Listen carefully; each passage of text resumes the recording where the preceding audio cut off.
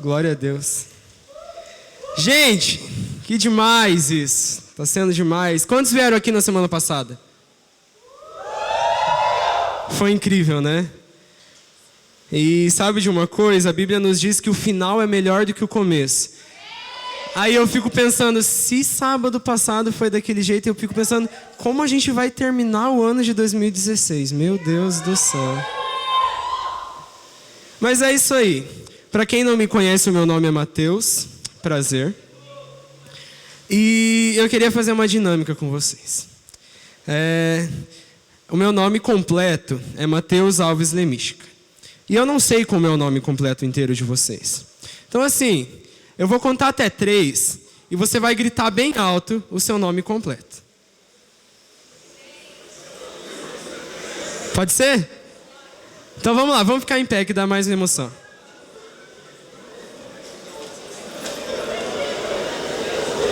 Mas é só se você se ama, senão não precisa gritar não, que daí ninguém precisa ouvir seu nome. Então vamos lá. 1, 2, 3. Matheus Alves! A Dai foi a última a terminar. E Daiane, Emanuele, Nakayone, Barbosa, Reis, isso aqui. Mas beleza. Prazer, gente. Agora, eu vou contar até 3. Continue em pé, por favor.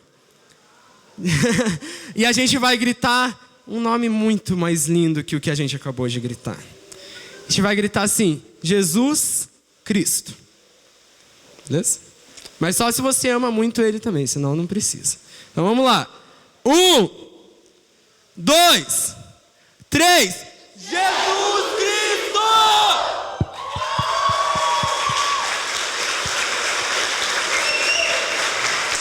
Gente, vocês são demais. Pode sentar. Por que eu fiz isso? Nós temos um alvo, certo? Qual é o nosso alvo? 500! O nosso alvo é 500. Mas vocês viram a bagunça que ficou quando a gente falou os nossos nomes tudo junto?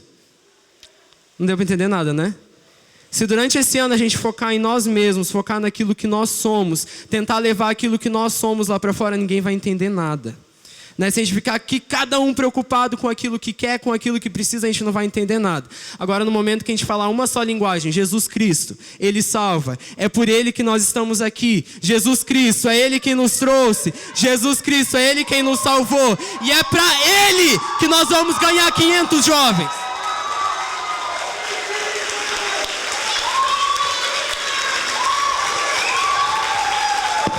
Glória a Deus!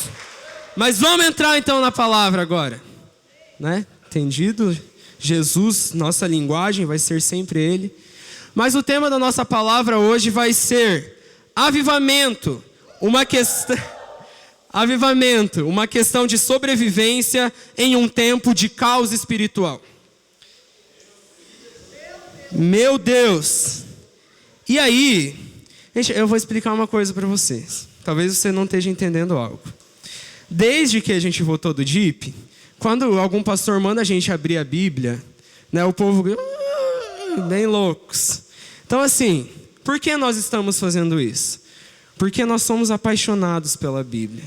Porque nós entendemos que isso aqui foi o Senhor quem nos deu e nós amamos isso. Né? É aquilo que Ele nos deixou. A gente pode se comunicar com Ele. Ele fala com a gente através da Bíblia. Então a gente ama muito a Bíblia. Então você que ouve esse povo doido gritando quando manda para a Bíblia, é tipo, meu Deus, a Bíblia, a gente vai abrir, eu amo a minha Bíblia. Aí eles gritam. Então vamos treinar, beleza? Eu quero pedir para vocês abrirem a Bíblia em João 14, do versículo 12 ao versículo 16. Então o pessoal que está com Bíblia aí, João 14, do 12 ao 16. E o pessoal que está sem Bíblia, vamos trazer Bíblia, gente, cada vez mais. Mostrar que a gente é apaixonado de verdade pela nossa Bíblia. E aí se alguém te perguntar, nossa, por que você está gritando? Porque ele mandou abrir a Bíblia. Aí você vai responder assim, porque nós amamos a Bíblia. Vamos ensaiar? Vamos ver. Laís, por que você gritou a hora que eu falei para vocês abrirem lá em João? Se ama a Bíblia demais. É desse jeito, gente. Então vamos lá. João 14, do 12 ao 16, diz o seguinte: na verdade vos digo, que aquele que crer em mim, também fará as obras que eu faço, e fará obras maiores do que estas, porque eu vou para o meu Pai. E tudo quanto pedirdes em meu nome, eu farei, para que o Pai seja glorificado no Filho. Se pedirdes alguma coisa em meu nome, eu farei. Se vocês me amarem, então vocês vão guardar os meus mandamentos. E eu rogarei ao Pai, e Ele vos dará outro Consolador, para que fique com vocês para sempre. O Espírito da verdade, que o mundo não pode receber, porque não o vê, nem o conhece. Mas vocês conhecem, porque habita em vocês e estará em vocês para sempre. E aí a gente vai pular lá para o versículo 26, que diz assim: mas aquele Consolador, o Espírito Santo, que o Pai enviará em meu nome, vos ensinará todas as coisas e vos fará lembrar de tudo quanto vos tenho dito. Eu gosto muito desse texto. Você que tiver a sua Bíblia lá na sua casa, você lê o capítulo 14 inteiro, é demais.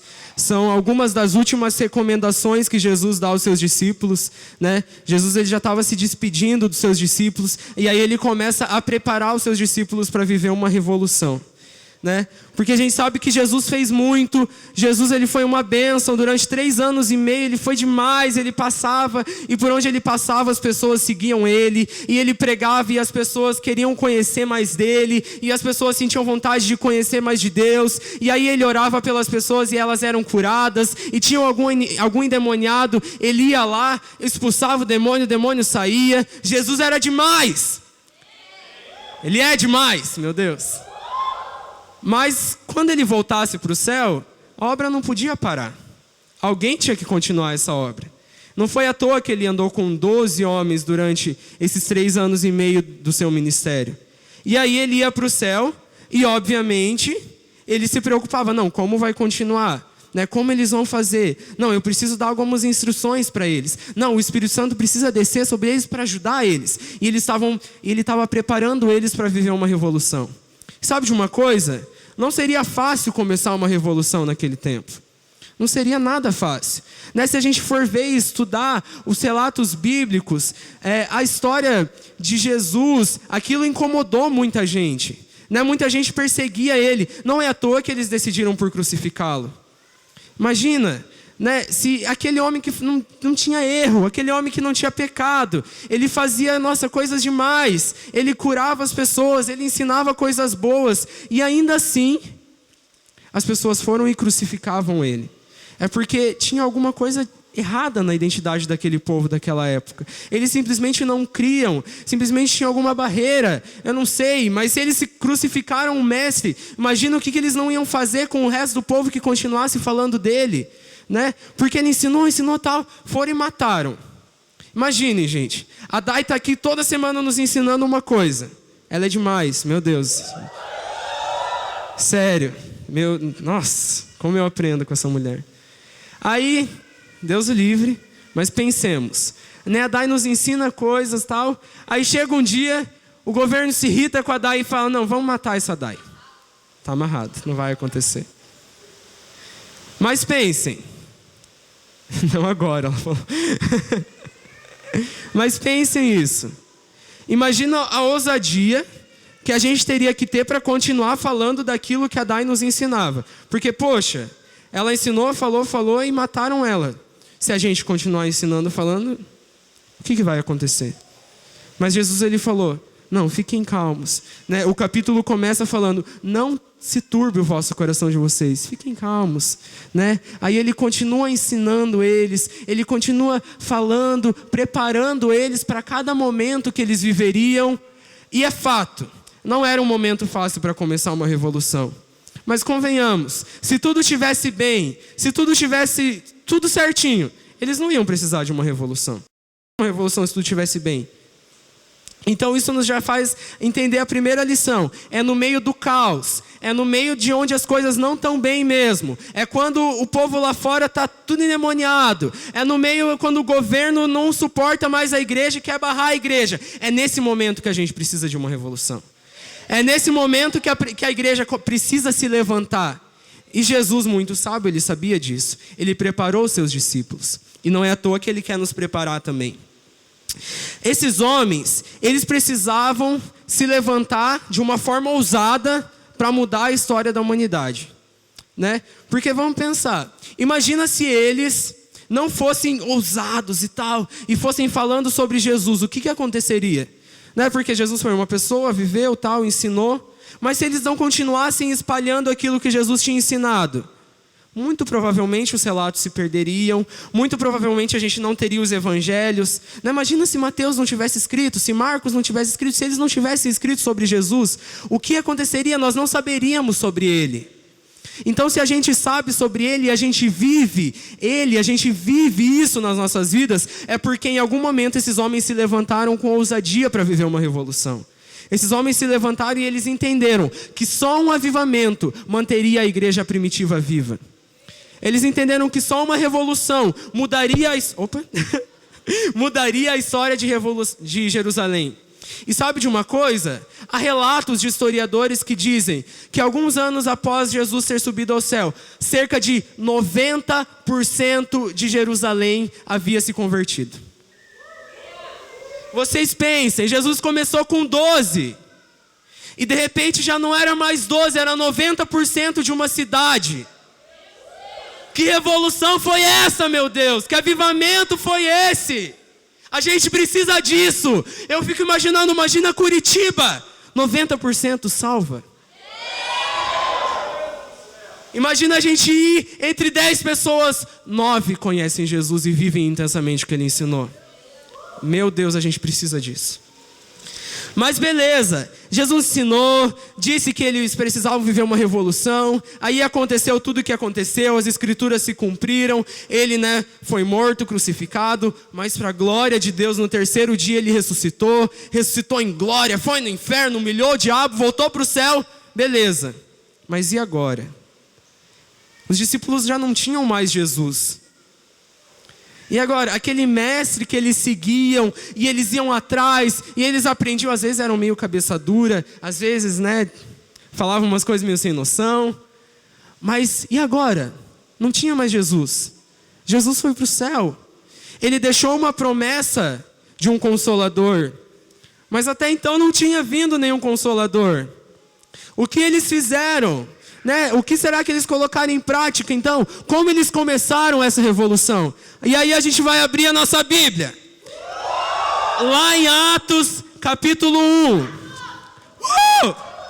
Tem uma célula demais que se chama Atos 29 aqui na igreja. Tem um povo demais naquela célula. Ô Jesus. Atos capítulo 1, versículo 13 e 14. Atos 1, 13 e 14. Você que não tem Bíblia pode acompanhar ali no telão.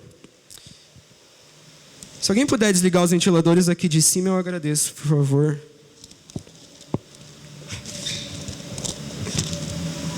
Diz assim: E entrando, subiram ao cenáculo onde habitavam Pedro e Tiago, João e André, Filipe e Tomé, Bartolomeu e Mateus, Tiago, filho de Alfeu, Simão, o Zelote e Judas, filho de Tiago. Esse Judas não é o Judas que traiu Jesus, beleza, gente? Ele já tinha se matado. E Judas, filho de Tiago. Todos estes perseveravam unanimemente em oração e súplicas com as mulheres, e Maria, mãe de Jesus, e com os seus irmãos. Então o que a gente vê ali? No primeiro versículo que a gente leu, ele fala de todos os discípulos de Jesus que ficaram ali e falaram que eles estavam reunidos em um lugar chamado cenáculo, E todos os dias eles perseveravam unanimemente em oração. O que isso significa? Eles viveram uma revolução, 90% de Jerusalém se entregou ao cristianismo, mas tudo começou na oração. De novo, como a gente sempre aprende. Nos 2 últimos Tadéis, nosso pastor Valmir, outro homem de Deus que é demais, tem nos ensinado sobre oração. Não é à toa, gente. Oração é a chave do avivamento. Sempre foi, sempre vai ser. Muito obrigado, Gabi, você é demais.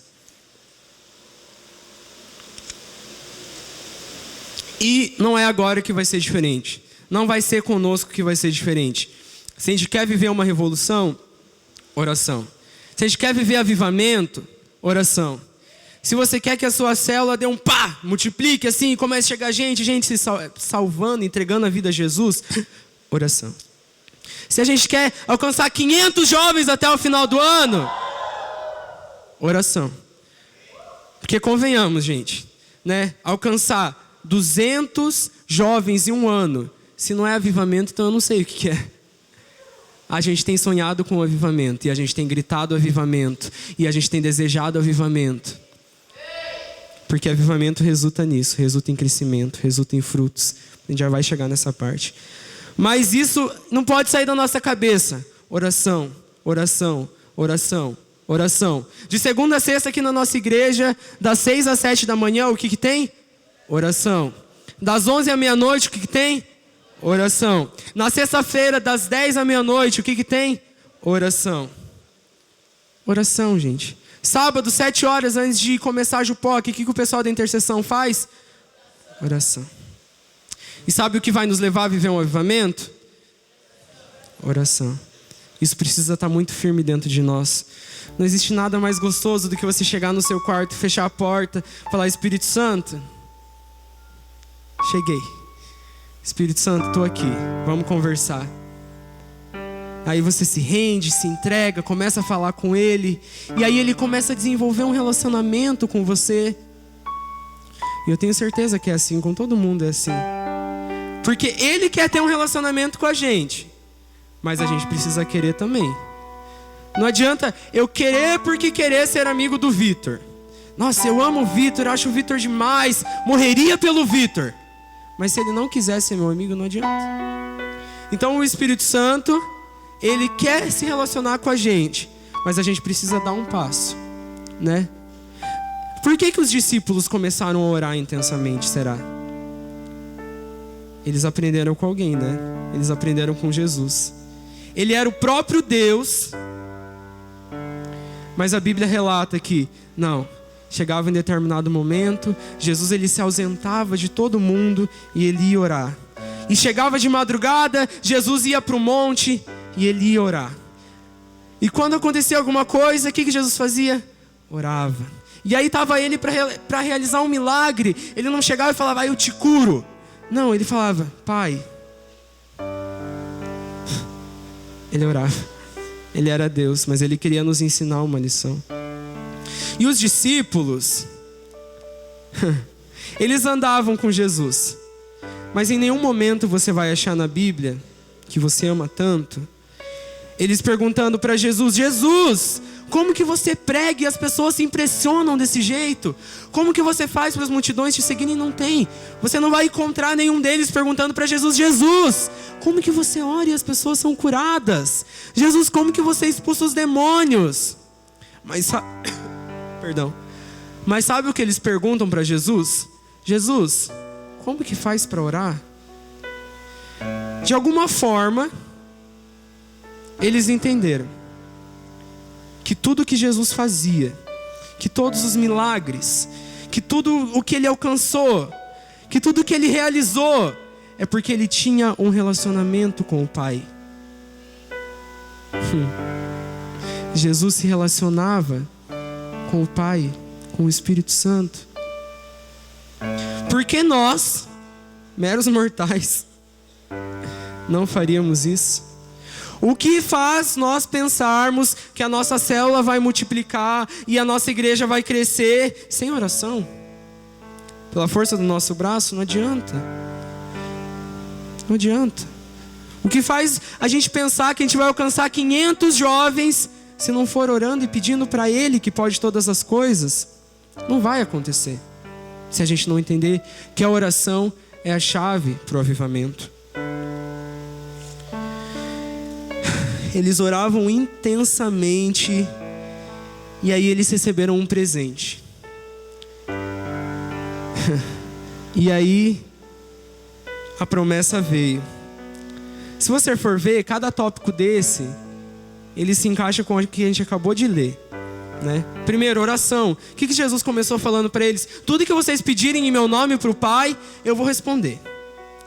E aí, um pouquinho depois ele fala: e aí, como eu não vou estar mais com vocês, como eu não vou poder estar caminhando com vocês, eu vou mandar um outro Consolador, o Espírito da Verdade. O mundo não pode receber, mas vocês podem, porque ele está com vocês e vai estar com vocês para sempre. Ou seja, não era só para os discípulos. Ou seja, não é só para dar o Espírito Santo. Ou seja, não é só para os nossos pastores o Espírito Santo. Ou seja, a gente vê uma pessoa ungida, não é porque ela, sei lá, tem alguma coisa diferente, ou... Não, é porque ela simplesmente recebeu a promessa que Jesus deu para ela.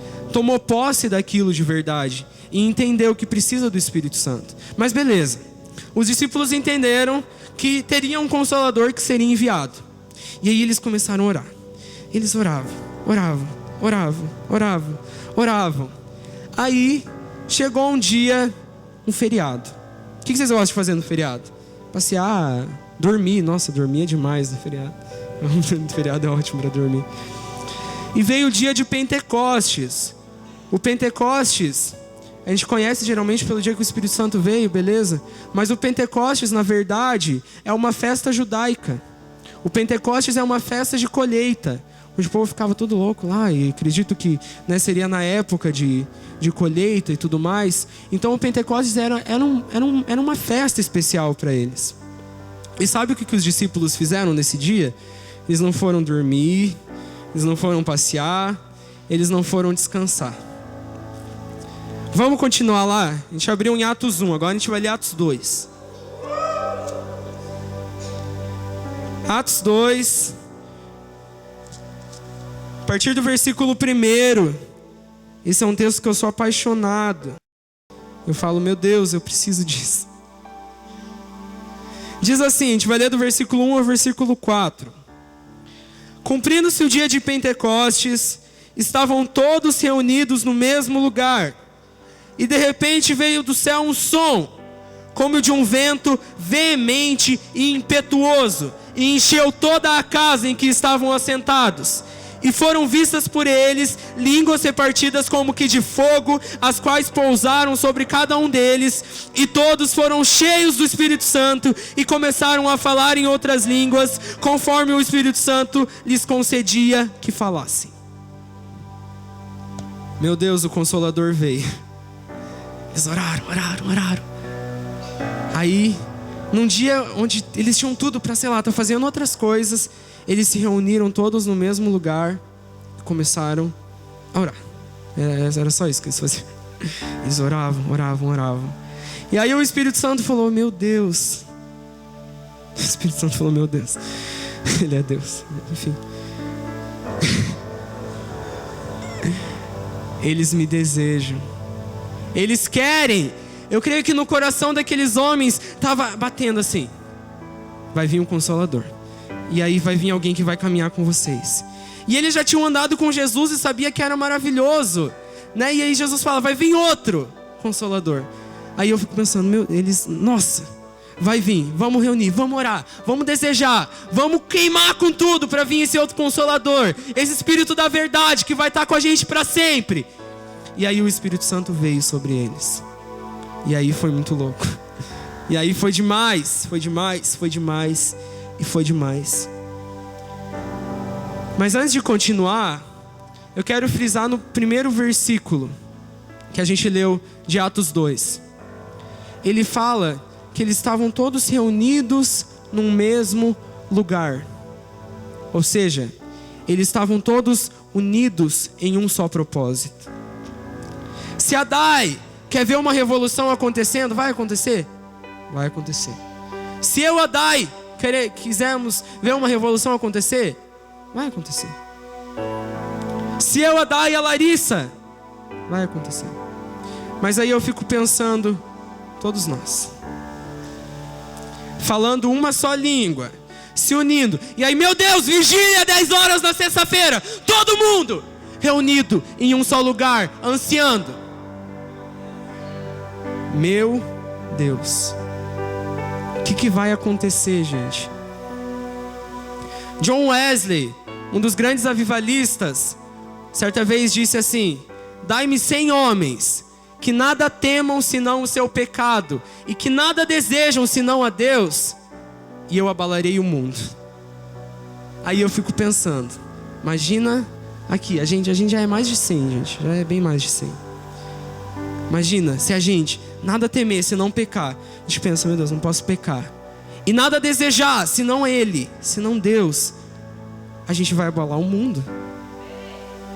John Wesley até hoje é conhecido. E eu fico pensando, imagina a Jupoc. Jovens o quê? Jovens o quê? Unidos, unidos e unidos. Os discípulos eram unidos. Os discípulos acreditavam. Os discípulos falavam, não, hoje é dia de Pentecostes, vamos todo mundo lá orar. Vamos todo mundo se reunir num só lugar e vamos pedir esse Consolador. Eu fico pensando, imagina a gente. Não, vamos marcar vigilhão, todo mundo. Vamos marcar vigília, todo mundo. Oração das 6, todo mundo. Oração das 11, todo mundo. Imagina o que não vai acontecer com a gente. O Espírito Santo não resiste, gente. A gente que resiste, né? Agora quando a gente quer, Ele fala, não, eu vou me derramar. O que a gente pode entender então? O Espírito Santo é a pessoa mais importante de um avivamento. Eu creio que eu vou ser usado. Meu Deus, é tudo que eu mais quero. Você tem que crer que você vai ser usado na rede. Que você vai ser usado. Meu Deus, você é demais. E cada um de vocês, só pelo fato de estar aqui, eu tenho certeza que é porque acredita nisso. Mas a pessoa mais importante é Ele. É Ele quem faz. É Ele quem direciona. É Ele quem comanda. Jesus, Ele disse para os seus discípulos: não saiam de Jerusalém até que o Espírito Santo desça sobre vocês. Eles precisavam entender que sem o Espírito Santo eles não podiam fazer nada. A gente também não pode. 500? 500! Mas é Ele quem faz. É Ele quem faz. Ele acompanhava os discípulos. Era Ele quem fazia tudo. Vamos continuar lá em Atos? Atos 2:40 agora. Do 40 ao 47. E com muitas outras palavras, isto testificava e os exortava, dizendo: salvai-vos desta geração perversa. Isso era Pedro pregando. De sorte que nesse dia foram batizados os que de bom grado receberam a sua palavra. E naquele dia, em um dia só, agregaram-se, quase 3.000 almas em uma pregação de Pedro. E perseveravam na doutrina dos apóstolos, e na comunhão, e no partir do pão, e no quê? Nas orações. Todos, já não eram mais os discípulos só, já eram mais de 3.000. E a revolução só continuava. Em cada alma havia temor, e muitas maravilhas e sinais se faziam pelos apóstolos. Maravilhas e sinais era o que Jesus fazia. Eles já estavam fazendo as mesmas obras. A palavra de Jesus já estava se concretizando na vida deles. Todos os que criam estavam juntos, unidos, e tinham tudo em comum. Vendiam as suas propriedades e fazendas e repartiam com todos, segundo cada um tinha necessidade. E perseverando unânimes todos os dias no templo e partindo o pão em casa. Meu Deus, célula! Comiam juntos com alegria e singeleza do coração, louvando a Deus e caindo na graça de todo o povo. E todos os dias acrescentava o Senhor à igreja aqueles que se haviam de salvar. Todo dia. Meu Deus! E aí eles já tinham estratégia. Eles já não ficavam só no templo, eles iam para as casas. Eles tinham célula. Meu Deus, a gente tem. Quantos participam de uma célula? Glória a Deus. Célula é bênção demais. E eles oravam, e eles eram unidos, e a Bíblia diz que eles se importavam com os outros, e todos os dias, não era final de semana, não era de vez em quando, todos os dias, acrescentava o Senhor aquele povo, acrescentava o Senhor aquela igreja, todos que haviam de se salvar. E aí foi chegando os 90% de Jerusalém, e todos os dias foi chegando, e na pregação de Pedro na segunda pregação de Pedro não foi diferente não. Na primeira, 3.000 se salvaram. Na segunda, sabe quantos que se salvaram? 5.000. Cara, Deus pode dar 500 pra gente em um dia, se Ele quiser. Se a gente buscar, se a gente fazer a nossa parte. Agora eu fico pensando, imagina todos nós em um ano, perseverando em oração, se reunindo nas casas, unidos, tendo tudo em comum, se preocupando com os outros. O que Jesus não vai fazer nas nossas vidas? Meu Deus. Sabe como saber se nós vivemos um avivamento? Se a gente gera frutos. Se nós fazemos as mesmas obras que Jesus e obras até maiores que as dele. Deus está falando de fazer obras maiores que as de Jesus. A gente leu lá no começo, lembra? O que Jesus falou? Se vocês crerem, vocês vão fazer as mesmas obras que eu faço. E não só isso, obras ainda maiores. E aí vamos continuar no nosso passeio em Atos. Atos 5:14. Do 14 ao 16. Diz o seguinte. Tem gente abrindo, desculpa. Estou empolgado. Atos 5, do 14 ao 16. Gente, prestem muita atenção nesses versículos. E a multidão dos que criam no Senhor, tanto homens quanto mulheres, crescia cada vez mais. De sorte que transportavam os doentes para as ruas e os punham em leitos e em camilhas, para que ao menos a sombra de Pedro, quando este passasse, cobrisse algum deles. E até das cidades vizinhas concorria muita gente a Jerusalém, conduzindo doentes e atormentados de espírito imundos, os quais todos eram curados. Meu Deus! A gente começa lendo que não parava, era mais homem, mais mulher, e Jesus ia acrescentando mais gente para aquele povo. E aí começou a se espalhar a notícia. E aí as cidades vizinhas, e aí Jerusalém, eles falavam, não, vamos todos para as ruas. E aí vamos, sei lá, trazer os nossos doentes, vamos trazer as pessoas que precisam, porque daí Pedro vai passar, e quando a gente passa, a gente deixa uma sombra. E Pedro também, ele era uma pessoa normal, ele passava e deixava uma sombra. E aí se tinha uma pessoa ali, e a sombra de Pedro passava por ela, curava. A pessoa estava com câncer, a sombra de Pedro passava, curava. Está deixando uma sombra, não é? Então, por onde Pedro passava, curava. E ele estava fazendo obras maiores que Jesus. Ele confiou, ele sabia que Jesus é fiel. E ele andava, e a sombra dele curava. E quem tinha demônio, expulsava. E todos eram libertos, todos eram curados. Meu Deus! Que evolução é essa? Que loucura é essa? Eu não sei vocês, mas eu preciso disso na minha vida.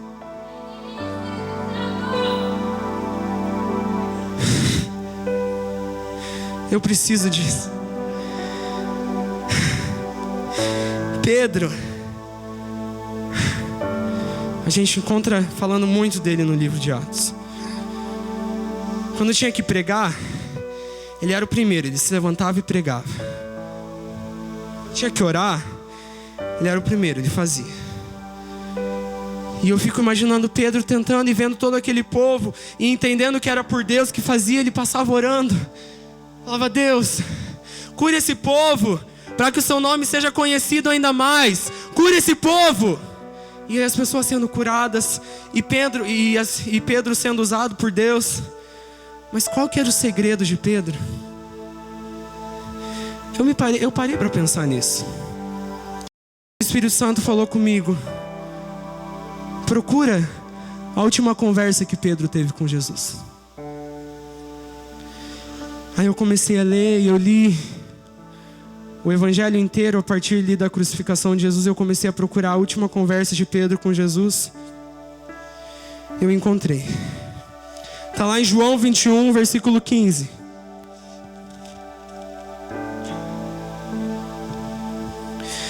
João 21, do 15 ao 17.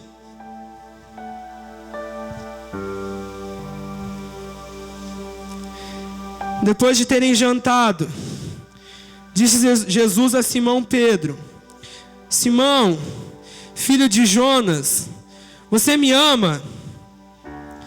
E ele respondeu: sim, Senhor, tu sabes que eu te amo. Então Jesus disse-lhe: apacenta as minhas ovelhas. Tornou a dizer segunda vez: Simão, filho de Jonas, você me ama? E Pedro respondeu: sim, Senhor, tu sabes que eu te amo. E aí Jesus disse para ele: então cuida das minhas ovelhas. E Jesus disse pela terceira vez: Simão, filho de Jonas, você me ama? E aí Pedro se entristeceu por Jesus ter perguntado pela terceira vez. E aí ele respondeu: Senhor, tu sabes de todas as coisas, você sabe que eu te amo. E Jesus mais uma vez disse: você me ama? Então apacenta as minhas ovelhas. Cuida das minhas ovelhas.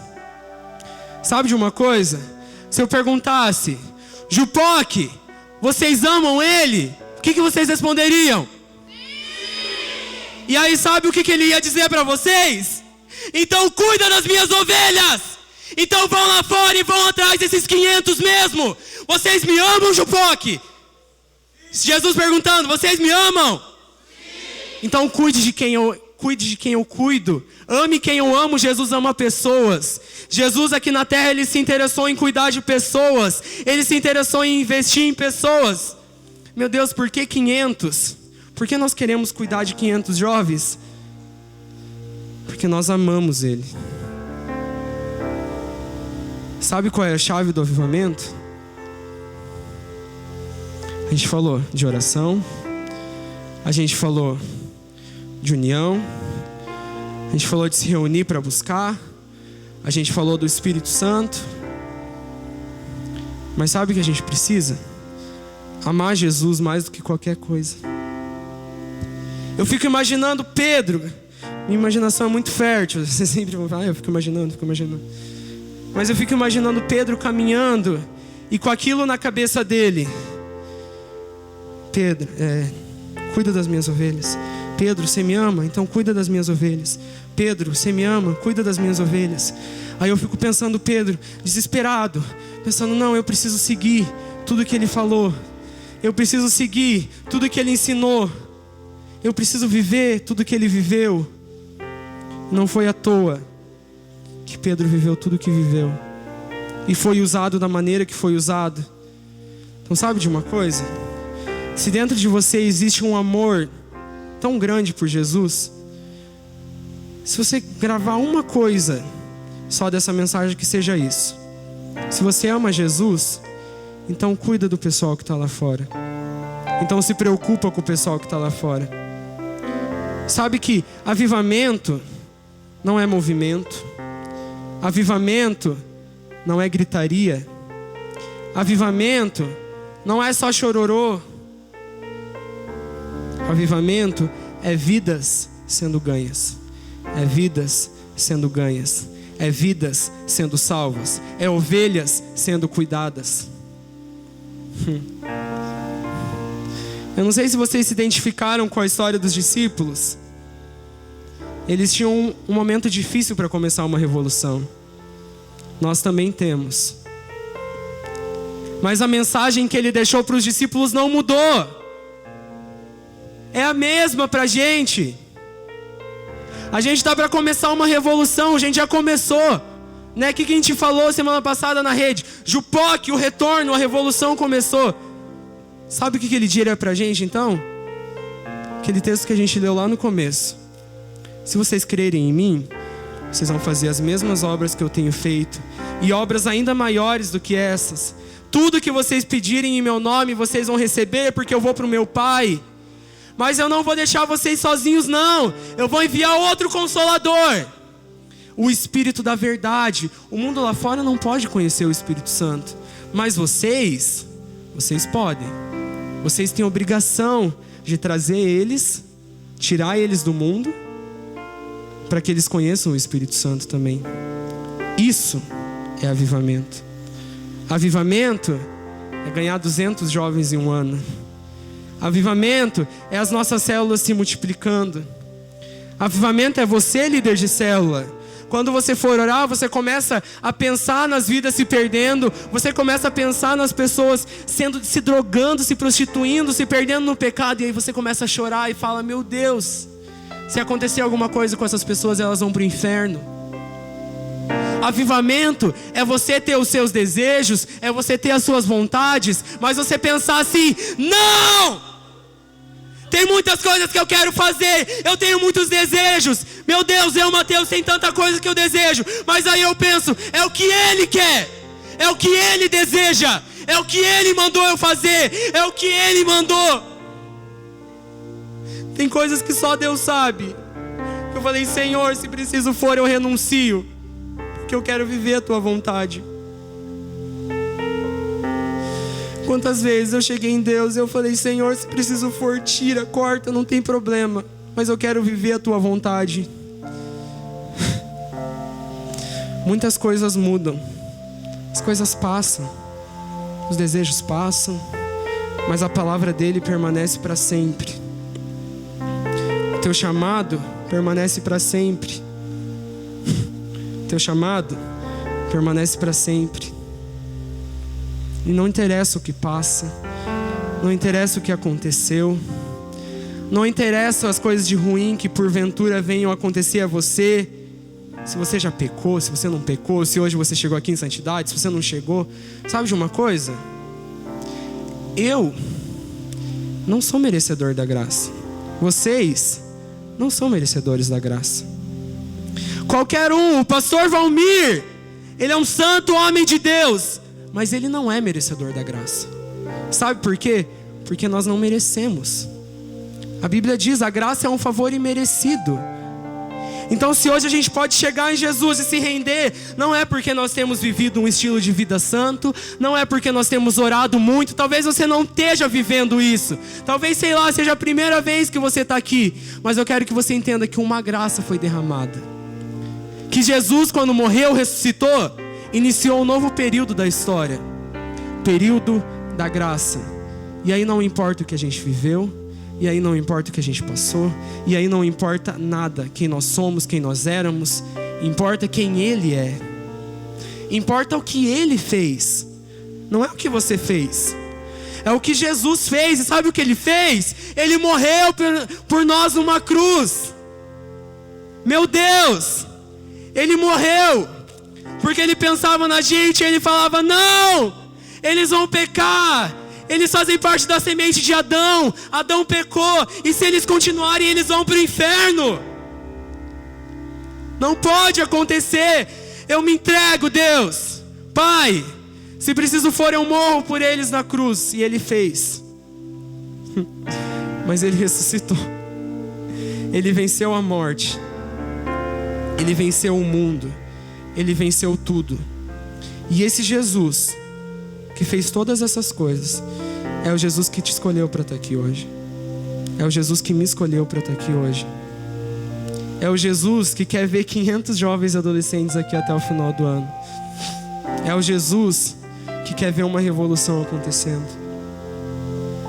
E se você confia nele, se você acredita de verdade nessa história, se você acredita mesmo que a gente vai alcançar 500 jovens, então você acredita no avivamento.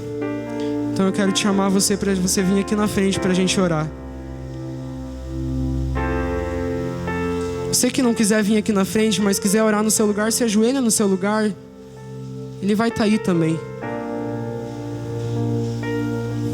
Mas pelo amor de Deus, faz alguma coisa.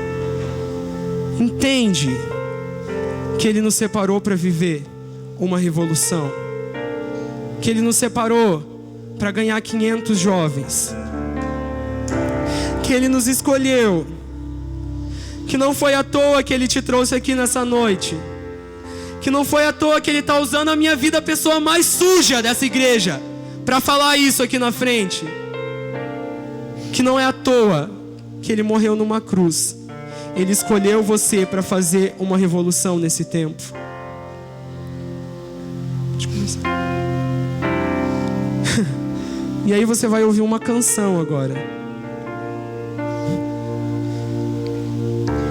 Tome essa canção para você como se fosse Jesus falando com você. Não se turbe o vosso coração. Eu queria que vocês ficassem em silêncio ouvindo essa canção. Na casa de meu pai há muitas moradas.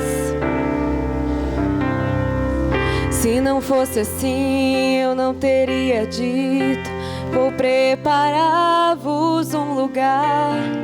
Eu virei, vos levarei para mim mesmo. Vós conheceis o caminho para onde eu vou. Eu sou o caminho, a verdade e a vida. Ninguém vem ao Pai a não ser por mim. Em verdade eu vos digo, porque eu vou para o Pai. Mas aquele que crer em mim, obras maiores fará.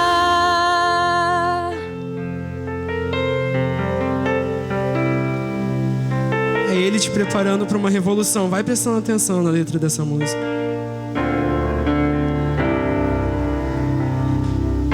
Se me amares verdadeiramente, guardareis os meus mandamentos. Eu rogarei ao Pai e Ele vos dará o Consolador, Espírito Santo. o Espírito da verdade, que o mundo não pode receber, mas Ele habita em vós e estará Ele já em está vós no meio dessa pra igreja. Ele está no meio da sempre. Jupoc. Aquele que crê os meus mandamentos e os guarda, esse é o que me ama. E se alguém me amar, será amado do meu Pai. Eu também o amarei e me manifestarei a Ele. Jesus, estamos aqui porque cremos, Deus.